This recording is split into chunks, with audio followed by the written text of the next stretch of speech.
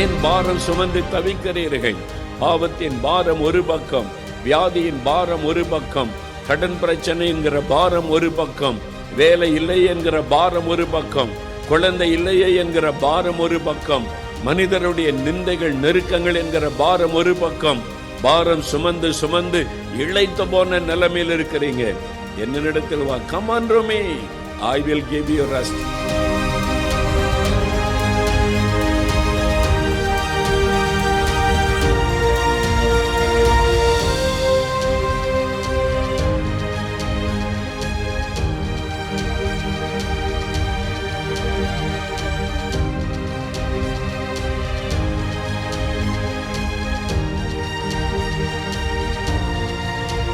எனக்கு 6 இயர்ஸ்ல இருந்து இப்ப எனக்கு ஏஜ் 23. எனக்கு 6 இயர்ஸ்ல இருந்தே இயர் பெயின். இப்ப சுகமாயிட்டு எப்படி சொல்றீங்க? சுகமானதை உணர முடியுதா? உணர முடியுது. காதுல இத்தனை வருஷமா இந்த பிரச்சனை, காதுல அற்புத சுகம். அல்லேலூயா, God bless you. ஆமென். ஆமென்.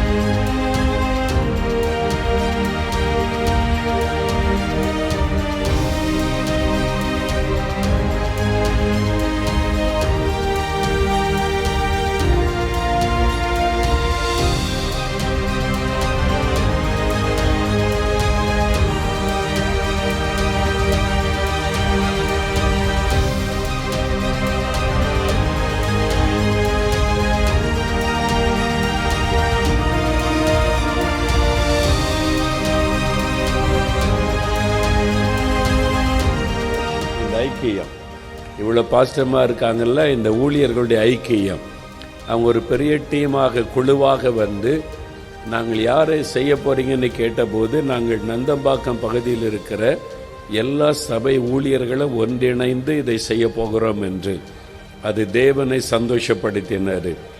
ஆகவே நான் ஜெபித்த போது ஆண்டவர் சொன்னார், நீ அவங்க மத்தியில் போக வேண்டும். அவர்கள் நான் தெரிந்து கொண்ட ஊழியக்காரர்கள் ஒரு மனதோடு இந்த ஊழியத்தை செய்கிறார்கள். ஆகவே நீ போக வேண்டும் என்று ஆண்டவர் கட்டளையிட்டார். ஆண்டவர் சொன்னதுனால உங்கள் மத்தியில் வந்திருக்கிறோம்.